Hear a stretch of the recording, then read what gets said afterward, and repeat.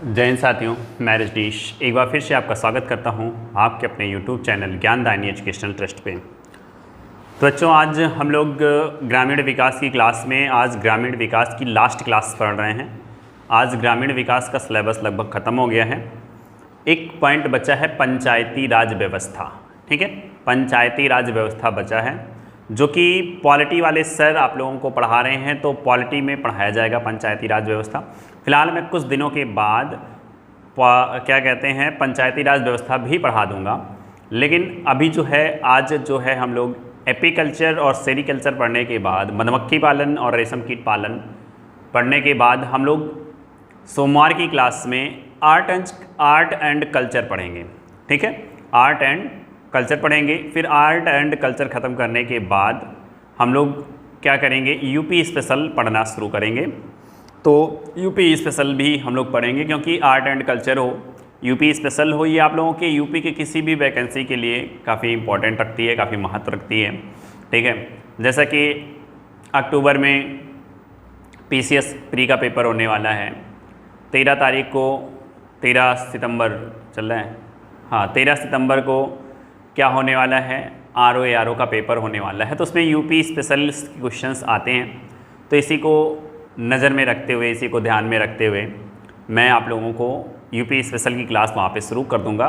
ठीक है, तो मैंने कहा ही था ग्रामीण विकास प्लस यूपी स्पेशल से 25 क्वेश्चन आते हैं, तो वो सभी के लिए इंपॉर्टेंट हो जाएगा। तो पंचायती राज व्यवस्था पॉलिटी वाले सर पढ़ाएंगे, एज वेल एज मैं भी पढ़ाऊँगा, तो आप लोग एकदम निश्चिंत रहिए। तो आज की ये क्लास जो भी है 25-30 मिनट की जो भी बनेगी, इसके बाद जो है ग्रामीण विकास की क्लास हम लोगों की यहाँ पे कुछ दिनों के लिए रोक दी जाएगी।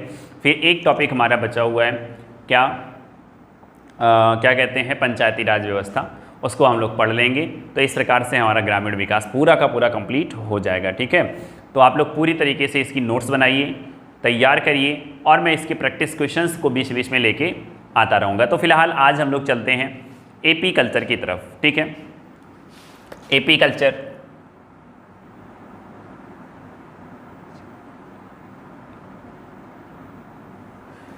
किसकी तरफ चलते हैं, तो हम लोग एपी कल्चर की तरफ चलते हैं। एपी कल्चर का मतलब होता है मधुमक्खी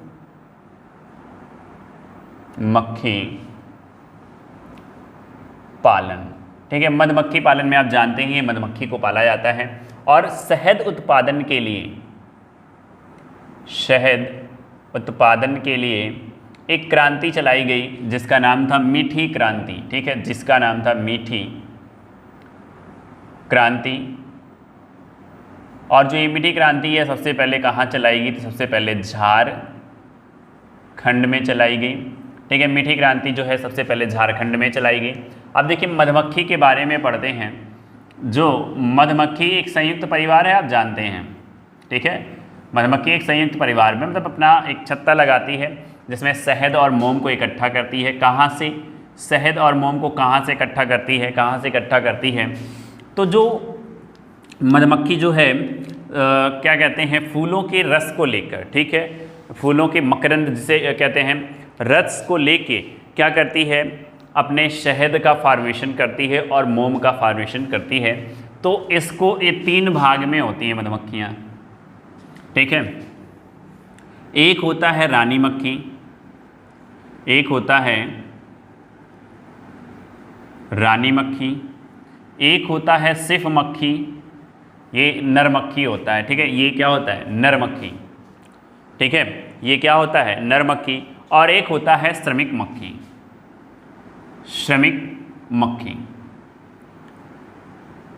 ठीक है, एक होता है श्रमिक मक्खी। देखिए रानी मक्खी जो है, रानी मक्खी ही क्या करती है, अंडा देती है। ठीक है, रानी मक्खी ही क्या करती है, तो अंडे देने का कार्य करती है। ठीक है, रानी मक्खी क्या करती है, अंडे देने का काम करती है, और ये जो मक्खी है इसकी सहायता कराता है। ठीक है, इसकी सहायता कराता है। तो ये रानी के साथ मीटिंग करता है। ठीक है, रानी के साथ क्या करता है, तो प्रजनन करता है। ठीक है, लेकिन रानी के साथ प्रजनन करने के बाद सिर्फ ये एक बार ही कर सकता है। ठीक है, सिर्फ एक बार ही कर सकता है, क्योंकि रानी प्रजनन करते समय एक एसिड छोड़ती है, जिससे ए हमेशा के लिए क्या हो जाता है, बेकार हो जाता है। उस एसिड का नाम क्या है, तो उस एसिड का नाम है अल्फा कीटो ग्लूटेरिक एसिड। ठीक है, अल्फा कीटो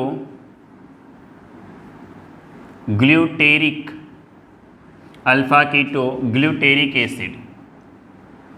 तो ये एसिड जो है रानी मक्खी, ठीक है, प्रजनन के दौरान क्या करती है, रानी मक्खी ये जो एसिड है इसको छोड़ती है, जिसके कारण इसके जो प्रजनन तंत्र होते हैं ये क्या हो जाते हैं, डिस्ट्रॉय हो जाते हैं और दोबारा ये कभी दोबारा ये कभी क्या नहीं कर सकता है, तो प्रजनन नहीं कर सकता है। श्रमिक मक्खी क्या करता है, तो श्रमिक मक्खी मधु लाने का, ठीक है, मधु कहें या फिर हिंदी में कहते हैं मधु, तो फिर यहाँ पे मैं शहद लिख दे रहा हूँ, शहद लाने का काम करती है। तो ये बात आप लोगों को समझ में आई होगी। जो मधुमक्खी है वो 3 कैटेगरी की होती है। एक रानी मक्खी, ये क्या है, मातृसत्तात्मक है। ठीक है, ये क्या है, मातृसत्तात्मक है, क्योंकि इसमें रानी की चलती है, रानी जहाँ जाएगी उसी के पीछे ये सब जाएंगे। ठीक है, फिर इसके बाद एक मक्खी है जो कि प्रजनन में, रानी के साथ प्रजनन में सहायता करता है। फिर उसके बाद कौन है, एक आपका, तो एक आपका फिर है श्रमिक मक्खी। ठीक है, जो श्रमिक मक्खी है शहद बनाने का काम करती है। जल्दी से ये वाली बात आप लोगों को याद नोट कर लीजिए। और रानी मक्खी प्रजनन के समय क्या छोड़ती है, तो अल्फा कीटो ग्लूटेरिक एसिड छोड़ती है। एक चीज़ और आप लोगों को समझ लीजिएगा, दोपहर वाली जो 4 बजे से साइंस की क्लास के क्वेश्चंस की भी क्लास थी, उसके लिए थोड़ा सा उसमें टेक्निकल इशू आने के कारण उसमें मैं क्षमा चाहता हूँ, थोड़ा सा वीडियो साफ़ नहीं आ पाई है। ठीक है, थोड़ा सा टेक्निकल इशू था, पता नहीं क्या था, कैसे था। फिलहाल आगे देखिए, इसको आप स्क्रीनशॉट लीजिए और हम लोग और देखते हैं। देखिए, अब देखिए और देखते हैं यहाँ पे मधुमक्खी जो है बात कैसे करती है। तो मधुमक्खी जो है डांस के माध्यम से बात करती है। ठीक है, मधुमक्खी किसके माध्यम से बात करती है, डांस के माध्यम से बात करती है। तो डांस इनकी क्या है, इनके भाषा का अगर माध्यम कहा जाए तो क्या है, भाषा का माध्यम कहा जाए तो भाषा का माध्यम क्या है इनका, तो भाषा का माध्यम इनका है डांस। ठीक है, भाषा का माध्यम इनका क्या है, डांस। अब देखो, भाषा का माध्यम डांस है, तो इस बात को सबसे पहले किसने बताया, इस बात को सबसे पहले किसने बताया, तो उनका नाम था कार्ल वान फ्रिश। ठीक है, क्या नाम था, कार्ल वान फ्रिश। ठीक है, कार्ल वान फ्रिश, ये कहाँ के थे, तो ये ऑस्ट्रिया के थे। ठीक है, ये कहाँ के थे, सही से लिख, ये कहाँ के थे, तो ये ऑस्ट्रिया के थे। ठीक है, कार्ल वान फ्रिश कहाँ के थे, तो कार्ल वान फ्रिश ऑस्ट्रिया के थे। इन्हें रसायन के क्षेत्र में नोबेल पुरस्कार भी मिला। ठीक है, इन्हें रसायन के क्षेत्र में क्या मिला, नोबेल पुरस्कार भी मिला। नाम कब मिला, तो 1973 में इन्हें नोबेल पुरस्कार भी मिला है। ठीक है, 1973 में इन्हें नोबेल पुरस्कार भी मिला है। आप लोगों को यहाँ तक बात समझ में आई, यहाँ तक अगर बात समझ में आई तो कहिए यस सर। ठीक है, यहाँ तक बात समझ में आई। अब देखिए, अगर भारत के अंदर देखा जाए तो फर्स्ट स्थान पे 2 लोग हैं, 2 राज्य है, और सेकंड स्थान पे अपना यूपी है। यहाँ पे है आपका पश्चिम बंगाल, और कौन सा है दूसरा सा आप लोग कमेंट करिए। ठीक है, दूसरा आप लोग कमेंट करिए। पश्चिम बंगाल के साथ साथ पहले पे कौन है, ठीक है, पहले पे कौन है, पश्चिम बंगाल के साथ साथ पहले पे कौन है। ठीक है, ये किसके लिए बता रहा हूँ, तो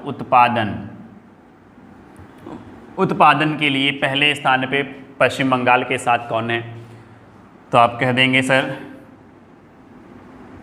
पंजाब है। ठीक है, पश्चिम बंगाल के साथ कौन है, तो पंजाब। पश्चिम बंगाल और पंजाब पहले स्थान पे, यूपी दूसरे स्थान पे है। ठीक है, ये भारत के अंदर है। अगर देखा जाए विश्व के अंदर उत्पादन में सबसे अग्रणी देश कौन सा है, जल्दी से कमेंट करिए, मैं आप लोगों के कमेंट का इंतज़ार कर रहा हूँ। जल्दी से आप लोग कमेंट करिए, मैं आप लोगों के कमेंट का इंतज़ार कर रहा हूँ। जल्दी जल्दी आप लोग करते जाइए। बिल्कुल आप लोग कमेंट कर रहे हैं। तो क्या है, चीन, इंडोनेशिया और भारत। चीन पहले स्थान पे है, चीन पहले स्थान पे है। और चीन जो है उत्पादन के साथ साथ सबसे उपयोग भी यही करता है, सबसे ज़्यादा खाते भी यही हैं। ठीक है, इंडोनेशिया आपका क्या है, इंडोनेशिया। फिर तीसरे नंबर पे आपका भारत है। ठीक है, तीसरे नंबर पे आपका भारत है। तो आप यहाँ से देखिए, जितने भी मधुमक्खी पालन से जितने भी क्वेश्चन बनने वाले थे मैंने आपके सामने उठा के रख दिया। ठीक है, ये जो डाटा है आज मैं पढ़ा रहा हूँ तो आज के अकॉर्डिंग ये है। ठीक है, आज के अकॉर्डिंग ये है। अगर पेपर 2-3-4 महीने बाद होते हैं, अगर पेपर 2-3-4 महीने बाद होते हैं तो एक बार ये सभी डाटा आप लोग एक बार चेक कर लीजिएगा। नहीं तो कहिए कि सर ने आप पढ़ाया था। तो भाई डाटा बदलता रहता है। ठीक है, डाटा बदलता रहता है। पहले पश्चिम बंगाल सबसे पहले नंबर पे था, सेकंड पे ये था, अब दोनों एक साथ में बराबर हो गए। तो शहद का उत्पादन किस क्रांति के द्वारा, मीठी क्रांति। सबसे पहले कहाँ पे, झारखंड। ठीक है, मधुमक्खी कितने प्रकार की, 3, रानी मधुमक्खी, मक्खी और क्या कहते हैं, रानी मधुमक्खी, मक्खी और श्रमिक मक्खी। देखिए रानी मधुमक्खी अंडे देती है, प्रजनन कराने में सहायक कौन है, मक्खी। और श्रमिक मक्खी क्या करती है, शहद और मोम का निर्माण करती है। ठीक है, मधुमक्खी किस भाषा में बात करती हैं, तो मधुमक्खी की जो भाषा है वो क्या है, डांस। ठीक है, ये डांस के माध्यम से अपनी बात करती हैं। इस बात को सबसे पहले किसने बताया, तो कार्ल वान फिश ने बताया। कहाँ के रहने वाले, ऑस्ट्रिया के रहने वाले। ठीक है, इन्हें नोबेल पुरस्कार दिया गया कब, 1973 में। ठीक है, प्रजनन के समय रानी मधुमक्खी कौन सा एसिड छोड़ती है, तो अल्फा कीटो ग्लूटेरिक एसिड। ठीक है, अल्फा कीटो ग्लूटेरिक एसिड छोड़ती है। अगर भारत में उत्पादन की बात करें तो भारत में सर्वप्रथम उत्पादन जो अग्रणी राज्य है वो है पंजाब और पश्चिम बंगाल फर्स्ट नंबर पे है, सेकंड नंबर पे है यूपी। अगर विश्व की बात करें तो उत्पादन में चीन सबसे पहले नंबर पे है। उत्पादन के साथ साथ उपभोग भी जो करता है सबसे अधिक कौन करता है, चीन। फिर इंडोनेशिया की बात करें सेकंड नंबर पे है, भारत तीसरे नंबर पे है। चलिए ये चीज़ें मैंने आप लोगों को बता दी। जल्दी से आप लोग इसका स्क्रीनशॉट ले लीजिए। हम लोग आगे वाले पे पहुँचते हैं, सेरीकल्चर पे। चलिए ठीक है, सेरीकल्चर पे हम लोग पहुँचते हैं।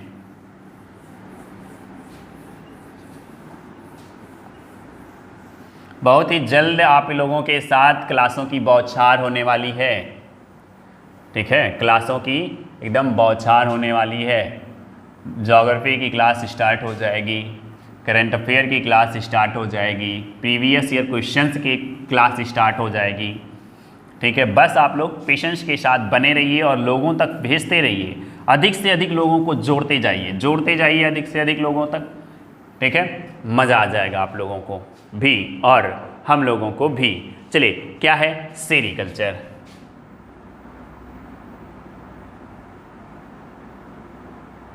ठीक है, सेरीकल्चर इसे कहते हैं, सेरीकल्चर को कहते हैं रेशम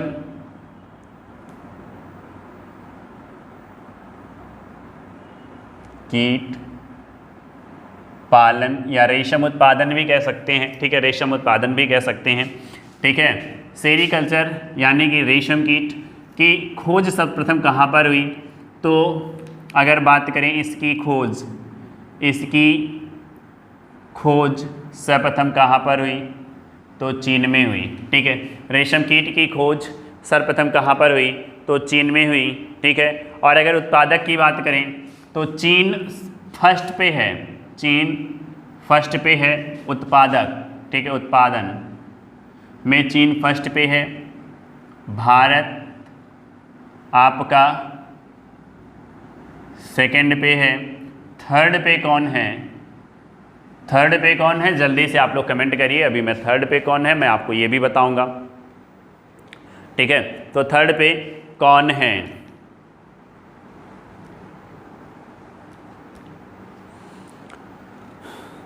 तो रेशम की 5 किस्में हैं। ठीक है, रेशम की 5 किस्में हैं। उन किस्मों के बारे में जान लीजिए, पेपर में क्वेश्चन पूछे जाते हैं। ठीक है, उन किस्मों के बारे में जान लीजिए, पेपर में क्वेश्चन पूछे जाते हैं। ये 5 क्वेश्चन आप लोगों को जान लेना है। ठीक है, ये 5 क्वेश्चन आप लोगों को क्या कर लेना है, जान लेना है। तो कौन है, मलबरी, ट्रॉपिकल, इरी, मूंगा, ओक। ठीक है, मलबरी हो गया, और कौन सा है, ट्रॉपिकल,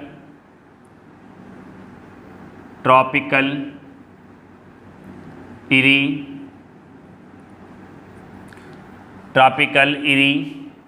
के बाद मूंगा, ओक। ठीक है, मलबरी, ट्रॉपिकल, इरी, मूंगा, ओक। मलबरी, ट्रॉपिकल, इरी, मूंगा और ओक। ठीक है, अब देखिए भारत में सर्वाधिक किस रेशम का उत्पादन होता है?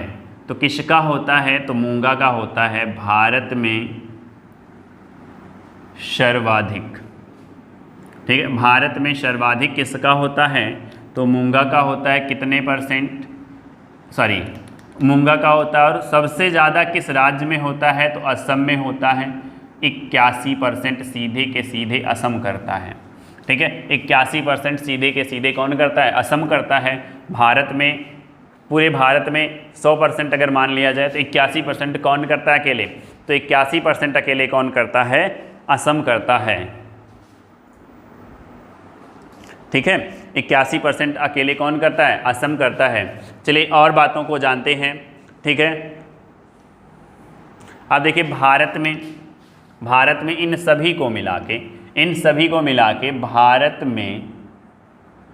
भारत में सबसे ज़्यादा उत्पादन कौन करता है? पहला, दूसरा। पहले पे कौन है? तो पहले पे है कर्नाटक। ठीक है, पहले पे कौन है? तो पहले पे है कर्नाटक। दूसरे पे है आंध्र प्रदेश। दूसरे पे है कौन? आंध्र प्रदेश। और तीसरे पे है आपका असम। ठीक है, तीसरे पर कौन सा है? तो तीसरे पर असम है। अगर लेकिन मूंगा की बात करें, मूंगा सबसे ज़्यादा कौन करता है? तो मूंगा सबसे ज़्यादा कौन करता है? असम करता है। ये बात आप लोगों को समझ लेनी होगी। आज मैं काफ़ी तेज पढ़ा रहा हूँ। ठीक है, तो आज आप लोग भी अपनी स्पीड को बनाए रहिए। अब देखिए सेंट्रल स्किल बोर्ड कहाँ पर है?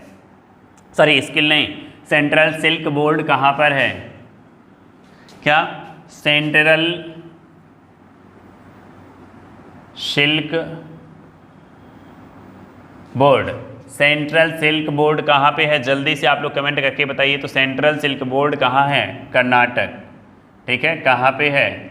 तो कर्नाटक है। सेंट्रल सिल्क बोर्ड कहाँ पर है? कर्नाटक में है। इसकी स्थापना कब की गई? तो इसकी स्थापना की गई 1949 में। ठीक है, इसकी स्थापना कब की गई? तो इसकी स्थापना की गई 1949 में। इसकी स्थापना कब की गई? 1949 में। सेंट्रल सिल्क बोर्ड कहाँ पर है? तो कर्नाटक में है। ठीक है, कर्नाटक कहाँ पे है ये आप लोग जानते हैं। अब देखिए सेंट्रल सिल्क रिसर्च सेंटर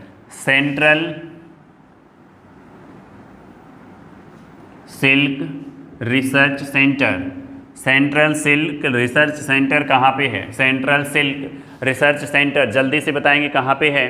तो कहाँ पे है? जल्दी से आप लोग कमेंट करिए। स्थापना भी इसकी कब की गई? तो 1943 में इसकी स्थापना भी की गई। रिसर्च सेंटर की स्थापना 1943 में की गई। जल्दी से आप लोग कमेंट करिए कहाँ पे है भाई, कहाँ पे है? जल्दी से करिए।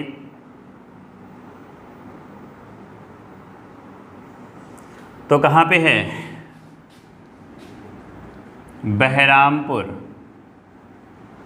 बहरामपुर कहाँ है? तो वेस्ट बंगाल में है। ठीक है, पश्चिम बंगाल में है बहरामपुर। यहाँ पर इसकी स्थापना की गई। ठीक है, इसकी स्थापना यहाँ पर की गई। बात आप लोगों को समझ में आ गई है? ठीक है, अब बताइए रेशम जो होते हैं, रेशम किस प्रोटीन से बने होते हैं? रेशम किस प्रोटीन से बने होते हैं? जल्दी से बताइए। रेशम किस प्रोटीन से बने होते हैं? तो कौन सा प्रोटीन होता है? फाइबर। ठीक है, कौन सा प्रोटीन होता है? फाइबर प्रोटीन से बने होते हैं। ठीक है। रेशम फाइबर प्रोटीन से बने होते हैं। बात ये वाली भी आपको समझ में आ गई होगी। अगर बात ये वाली भी समझ में आ गई तो बहुत ही अच्छी बात है।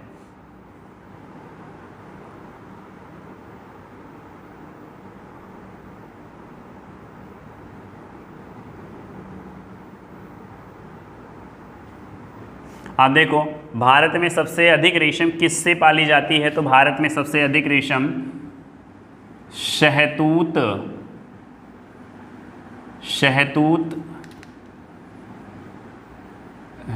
क्या हो गया भाई, रेशम नहीं, शहतूत रेशम पाली जाती है। ठीक है, भारत में शहतूत रेशम पाली जाती है। अब देखिए जो रेशम होता है, रेशम का जो कीट होता है, कीट से जो होता है प्यूपा, ठीक है, इसी प्यूपा से ही फाइबर प्रोटीन छोड़ा जाता है और फाइबर प्रोटीन से ही कपड़ा बनाया जाता है। ठीक है, कीट जो होता है नाम प्यूपा, ठीक है, कीट के बच्चे का नाम प्यूपा और रेशम के कीट के प्यूपा, और प्यूपा से ही क्या बनाया जाता है, तो प्यूपा से ही फाइबर प्रोटीन निकलता है, जिससे क्या बनाया जाता है, जिससे आपका बनाया जाता है कपड़ा। ठीक है, तो ये थी आपकी ग्रामीण विकास की जो है एपीकल्चर और सेरीकल्चर की क्लास। तो ये उम्मीद है कि आप लोगों को समझ में आया होगा। अगर आप लोगों को समझ में आ गया तो बच्चा लोग आप लोग शेयर कर दीजिए, लाइक कर दीजिए और दबा के सब्सक्राइब कर दीजिए, और बगल वाली बेल आइकन दबाना एकदम ना भूलिए। ठीक है, बगल वाली बेल आइकन अगर आप लोग दबा लेते हैं तो आपके पास नोटिफिकेशन लगभग पहुँचता रहता है, और नोटिफिकेशन पहुँचने के साथ साथ क्या होता है, तो आप अच्छे से हमारी वीडियो को देख पाते हैं।